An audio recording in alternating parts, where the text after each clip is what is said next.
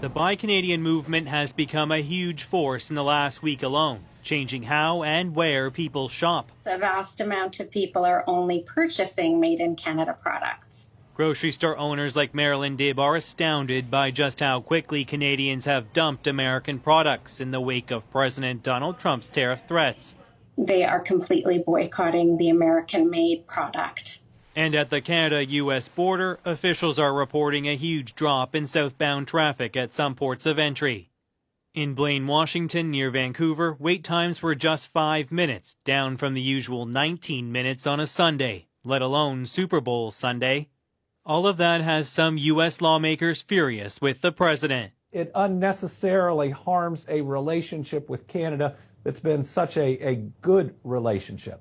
Kentucky Governor Andy Beshear says Canadian demand for bourbon has dropped off in the wake of Trump's aggression. Most Americans didn't vote for the president on these issues. They don't view Canada in the way that he does. Neighboring Illinois does big business with Canada, too. It sent $30 billion worth of goods north last year. A lot of it was food.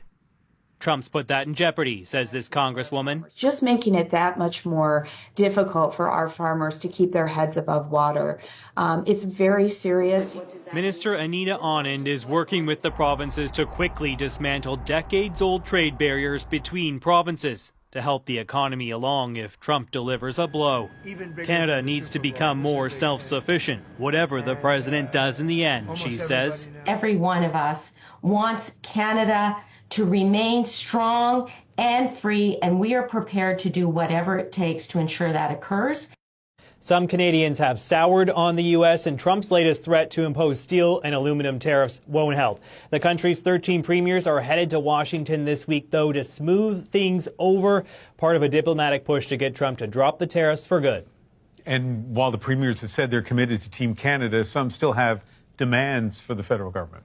Yeah, Alberta Premier Danielle Smith is demanding Ottawa appoint the fentanyl czar right away. Last week, the Prime Minister promised Trump he'd get one in place to help crack down on the deadly drug. That hasn't happened yet, and Smith is not happy about it. Ontario's Doug Ford is also concerned. He wants the czar named now to show the Americans that Canada is taking Trump's concerns seriously. Ian? JP Tasker in Ottawa.